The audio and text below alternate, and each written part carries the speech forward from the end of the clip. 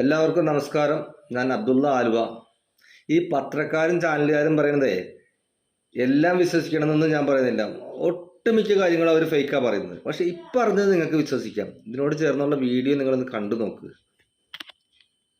ചേട്ടാ, ഇത് ചാലക്കമ്പളത്തിൽ നിന്ന് വാങ്ങിയ വെളിച്ചെണ്ണയാണ്. ഇത് ശരിക്കുള്ള വെളിച്ചെണ്ണയാണോ? പ്യൂർ ആണോ? അല്ല, ഇതാണ് പ്യൂർ. വ്യത്യാസം കണ്ടുപിടിക്കാം. ഇത് വെച്ചാലും പിടിച്ചാൽ പാലാവും, ഇത് വെച്ചാലും ഇത് പാലാവില്ല. ഞാൻ വെട്ടി വെക്കാനാണ്.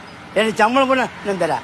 നിങ്ങൾ ഇവിടെയില്ല, എവിടെ കൊണ്ടുപോയാലും ശരി, ഇത് ഡൽഹിക്ക് ഏതോ കൊണ്ടുപോയാലും ശരി, ഇതേ കളർ വരും. എല്ലായിടത്തും ചക്കിലാട്ടുന്ന വെളിച്ചെണ്ണ ശുദ്ധമാണോ? അത് നമുക്ക് പറയാൻ പറ്റില്ല.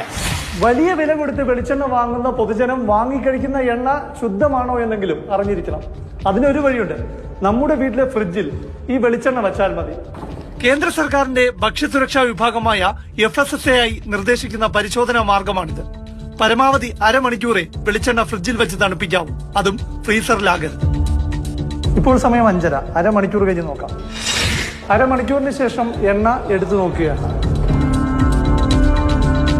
കേരയും അതുപോലെ തന്നെ കിലോ 480 രൂപ കൊടുത്ത് വാങ്ങിയ ചക്കിലാട്ടിയ വെളിച്ചെണ്ണയും പാൽ നിറത്തിലായി. ഇനി കിലോ 320 രൂപയും 380 രൂപയും കൊടുത്ത് വാങ്ങിയ വെളിച്ചെണ്ണയ്ക്ക് അനക്കമേ ഉണ്ടായിട്ടില്ല. ഈ എണ്ണ 2 ലെയറായാണ് നിൽക്കുന്നത്. പൊതുവിപണിയിലെ എണ്ണയേക്കാൾ കുറഞ്ഞ വിലയായതിനാൽ വെളിച്ചെണ്ണ അല്ലാത്തൊരു വസ്തു സാധാരണക്കാരൻ വാങ്ങിക്കഴിക്കുകയാണ്. ചില ഹോട്ടലുകാരും കാറ്ററിംഗുകാരും നമ്മൾ അറിയാതെ നമ്മളെ ഈ എണ്ണ കഴിപ്പിക്കുകയാണ്. ഉയർന്ന വിലയിട്ട് വിൽക്കുന്ന ഈ എണ്ണ എന്താണ്? ആരാണ് ഇതൊക്കെ വിപണിയിൽ എത്തിക്കുന്നത്? നമ്മുടെ ഭക്ഷ്യസുരക്ഷാ വിഭാഗം കണ്ടെത്തിയേ മതി. തവിടിൽ എന്തോ എന്നുള്ള കാര്യം മലയാളിക്ക് അറിയില്ല. തവിടിനകത്ത് ബ്രാൻ ഓയിലുണ്ട്. എത്ര പേർക്കറിയാം? ലോകത്തിലെ ഏറ്റവും മികച്ച ഓയിൽ ഏതാന്ന് ചോദിച്ചാൽ ബ്രാൻ ഓയിലാണ്. തവിടിലെ എണ്ണയാണ്. അതിനകത്ത് വെജിറ്റേറിയൻ ആൾക്കാർ കഴിക്കാൻ പറ്റുന്ന omega-3 ഫാറ്റി ആസിഡുള്ള ലോകത്തിലെ ഒരേ ഒരു ഓയിലാണ് ബ്രാൻ ഓയിൽ. ഈ ബ്രാൻ ഓയിലിനകത്തുള്ള omega-3 ഫാറ്റി ആസിഡ് എല്ലാപ്പോഴും മീനെണ്ണയ്ക്കകത്തേ ഉള്ളൂ omega-3 ഫാറ്റി ആസിഡ്. ഇത് ഹാർട്ട് അറ്റാക്കിനെ പ്രിവെന്റ് ചെയ്യും, ക്യാൻസറിനെ പ്രിവെന്റ് ചെയ്യും. ഇനിയും തവിടിനകത്ത് വേറെ പല സാധനങ്ങളുണ്ട്. ബി കോംപ്ലക്സ് ഉണ്ട്. പക്ഷെ നമ്മൾ ഈ തവിടിന് സ്ഥാനം കൊടുത്തേക്കുന്നത് പശുവിന്റെ തൊഴുത്തിൽ, പശുവിന് തീറ്റയാവും.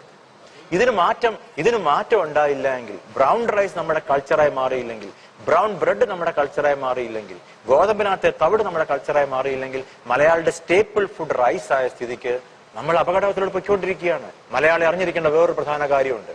പണ്ടൊക്കെ നമ്മളൊരാളെ ക്യാൻസർ എന്ന് പറഞ്ഞു കഴിഞ്ഞാൽ ഒരു 50-60 വയസ്സിന് മുകളിൽ പ്രായമുള്ള ആളുടെ ചിത്രമാണ് നമ്മുടെ മനസ്സിൽ വരുന്നത്. 22 വയസ്സ് 20 വയസ്സുള്ള ബ്രസ്റ്റ് ക്യാൻസർ സ്ഥാനാർബുദം ഓപ്പറേറ്റ് ചെയ്യുന്ന ഡോക്ടറാണ് ഞാൻ. 22 വയസ്സിൽ ജീവിതം പോലും കണ്ടിട്ടില്ലാത്ത 8 വയസ്സുള്ള പെൺകുട്ടിക്ക് ഞാൻ ബ്രസ്റ്റ് ക്യാൻസർ ഓപ്പറേറ്റ് ചെയ്തു.